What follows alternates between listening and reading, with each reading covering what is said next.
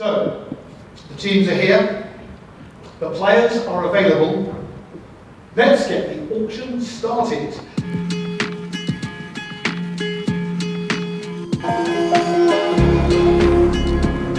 Welcome to the one and only say. How are you?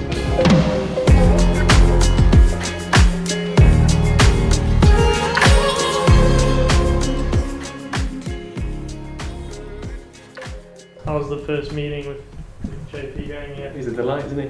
The idea of the Royals coming to Paarl, I think it's got a great synergy there with people coming to identify with us.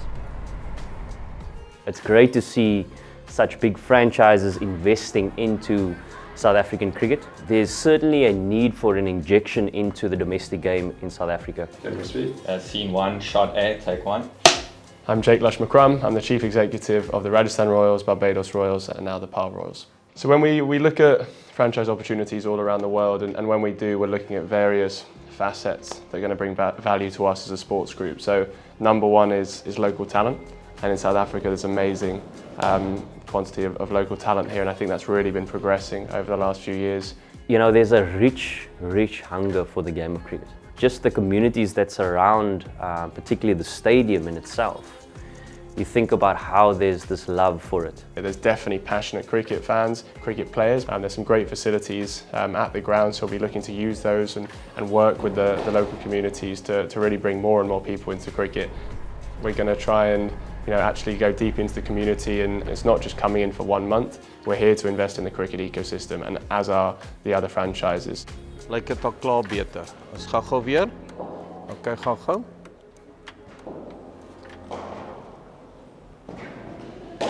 Yes, we all heard about SA20 and we're very excited, especially because I'm a junior coach, and it's going to be great for us to see the stars, cricket stars of the world around here. It's a hugely sporting community. I mean, the boys are sports mad. They'll watch anything, any sport, any time. And if there's some big names attracting the crowds, then they'll be drawn in for sure. I think it's a fantastic place, both to play in terms of the sort of picturesque setting, in terms of a place players will want to come. It's got a passionate fan base, which is really important to us. We've seen that atmosphere that was there in previous matches, so that's going to be fantastic. It's got a pitch that I think we can build a team for success. You never know what others are thinking, right? Gotcha. So if he's number one, he's number one. Yeah. What's happening?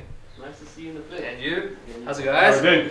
That's a beardy option. I didn't spot that. Wow. Well done, man. Unlucky. Good to see you. My God. Right. The variability of an auction cannot be predicted, no matter how much you prepare.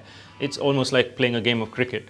You can plan whatever you want, but then suddenly you walk out there, the wicket's slower, one end of the boundary is longer, so on and so forth. If you don't play to the conditions, you're always a step behind the game. Having clarity is so key, not having those debates at the table. We're analytically driven, that's well known, and you've seen that success now coming through in the IPL and the CPL this year. We're going to make sure there's an element of consistency. The way we set up our side will be similar, the way we develop the side will be similar. Of course, JP will have his own flavour in terms of coaching, which is really important, and he has to have authenticity in that. So there's this combination of trying to bring the statistics, the data, the character, and that last point that I just made is an essential part for me in terms of my coaching. I like to look at the character we bring into the environment. The biggest debate is taking wickets in the power play, and we need to find that bowler who's going to do that, and the best bowler is right up front in the marquee lot. What's the difference in value between what you're going to get between Lungi and Magala? I don't think we should be trying to save anything in the front four. Having a Ingidi there makes perfect sense, because then you've got that sort of solidity, wicket taking, whatever else you want. I think that order is very good. Yeah. Perisco would probably be higher up than he did. It would be, yeah. Like if you come out with Ngidi at 5, I think you're happy. You would have probably missed the other two because they've gone for 6.5. But if he comes out first and if he gets to 5, we've got to be willing to. I think you're in a happy position there, because you're then getting one extra, so you're definitely locking a start. That's how you've got to think about it. So it's wherever you can pick up value, I think is important. Yeah. I think all of these numbers are going to go up by 1 when we go for a second runner-up. For sure. Okay, let's keep going. If we go to 7, you've got 4 for Maharaj, you've got 3 for Vilas, you've got 1 for your Adams, you've got 2 for your 6, and you've got... Sorry, what is it? 7, 4, 1, 3. Yeah, and then you've got... Who's your 6 going to be? Yeah, That's the question. We're still pondering that.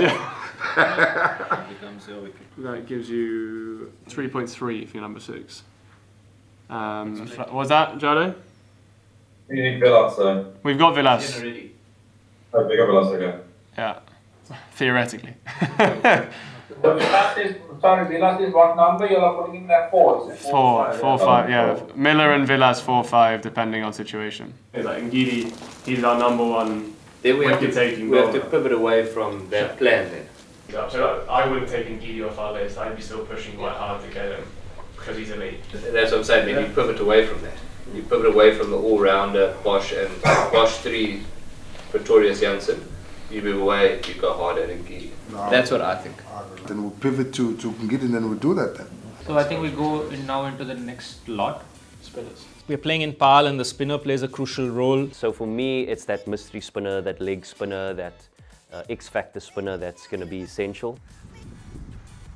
Okay, spinner, Shamsi, Rashid, Maharaj, SVB.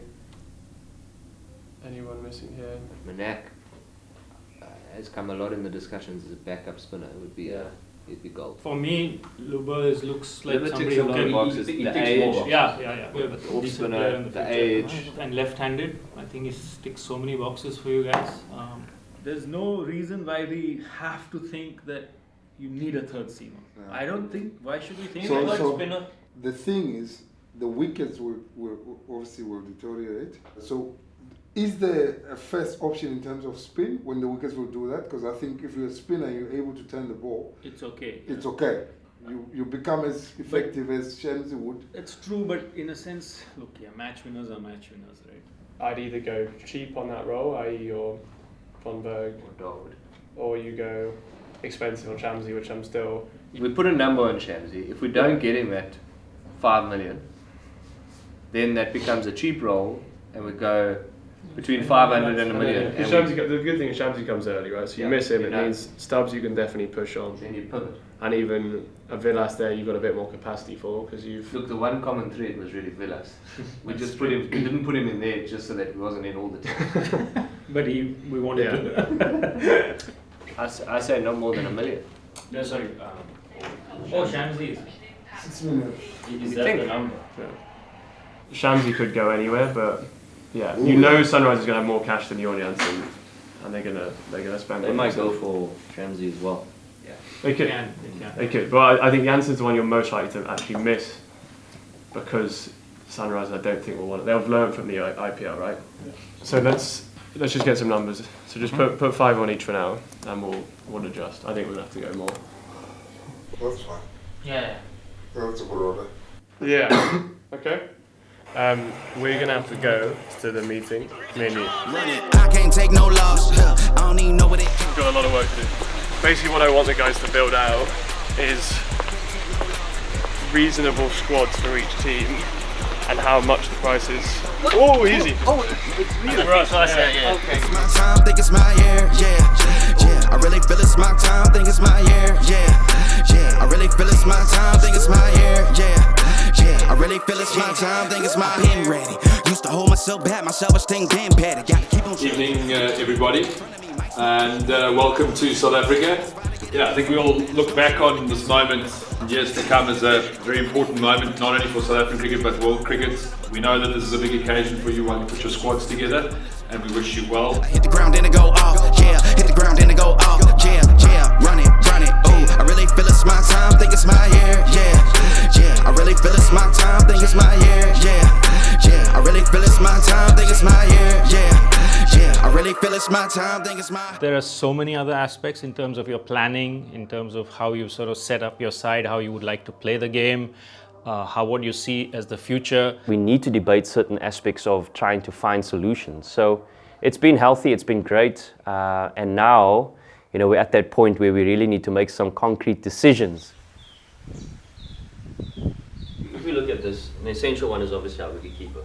And we're obviously saying that Heinrich is our first choice. So we'll go big there. Yeah, you're gonna have to go big to start. Okay, so if you plug him in, okay, we put him in at 4 for now. I think these front runners could get seriously overly inflated. So we need to know what our top is. Exactly. Okay, as a number 3, I would have Villas in there. Yes. I'm not sure why Villas isn't. Versus Rassi? Again, it's a priority of him being a keeper. I would have him in at Rassi. Yeah, so you would. I think you've still got a bit of money. Villas. Villas, you still got Villas. So you've got 3 million on 11, Villas, man. 14, 16, That 17. those numbers. Yeah, look you've still got really another good. one. It just depends, right? If we've not got Ngidi as well, not got Rassi, we'll have a lot of cash. So like we'll be able to get Villas, but we may just need to spend a bit more. I see Lube as somebody that all you guys have talked about. Yeah, but he's later. Because Lube. Lube is coming so much further back. 1, 2, he's actually fits your structure even better than Delport. But how much are you putting on Lover? You guys know the interest in the million. Put $1 million down for now, just to be kind of safe. So you've got 4 for 2 roles now. Why are we going away from Klaassen? Because we're thinking he's going to be too much. We said Klaassen 5 million, 3 million for Villas. We'd rather take Villas at 3 million plus 2 million in the bank. But if I you agree with what lock you're saying, if you same lock Klaassen price, at 4, whatever you're willing to go for Villas, you you should have be to willing to go for Klaassen. And I feel like Klaassen at 3. you need to go a little bit higher on Villas, hence you need to go a little bit higher with Klaassen. So I'd go for Klaassen at 4? 3.5. Yeah, 4. Come on. 4 and Villas at 4. Yeah. That's a gun 4, 5, 6, 7. Eh? If you've got Villas, that's gun. He's eyeing someone up. No, I'm checking something here. Your face. He's using it as a mirror. That's probably the recording. I'm not that vain. Eh? It always really helps when you have somebody from the outside looking in and is not part of the discussions. So I thought that was a really good exercise for us to have Giles and Kumar feed into us in terms of what they felt from the outside. And there were some substantial changes, we thought, post that call. Having that consistency and support system for the coaches is really, really important to us. So Kumar's support, Zubin's support will remain the same, and that'll be very valuable to them. Well, guys. Manla, say hi, man. How's it, Mark? Hello there, man. How are you? Yeah, I'm good, man. Surviving. Good. Sorry, Mark, it's dinner time here. No problem. Joined. You can hear? Yeah, I can hear. I'm observing. Okay, so we're just going through sort of putting values on players. We've basically been looking at what roles we think we can get a base price or sacrifice value to unlock value up top. We have to think about Roy. His numbers in South Africa are really good. Roy's going through a slump, but he's a quality player. There's 3 months before this tournament starts, and the opportunity for him to come back and come back strong is probably more than being in a slump for a long time. Okay, that's all right. Okay. Cool. Time to sleep. This has been longer than the auction. I love the auction, so I'm excited for it. It's a new challenge, and I'm backing ourselves to build a fantastic squad. Certainly, I want to bring excitement, entertainment. That's what I want our side to represent. And we're hopeful that we can put together a side over the next few days that people are going to be excited about. What makes the auction exciting is the unpredictability of the room, the owners, the egos. We've got up to 314 players to offer you, competing for just 80 places to play for one of the 6 teams here today. I love the auctions. I love the pressure. It's player number 7, that's Lucas Ngidi. And the opening bid to start the year, 850,000, please. Done?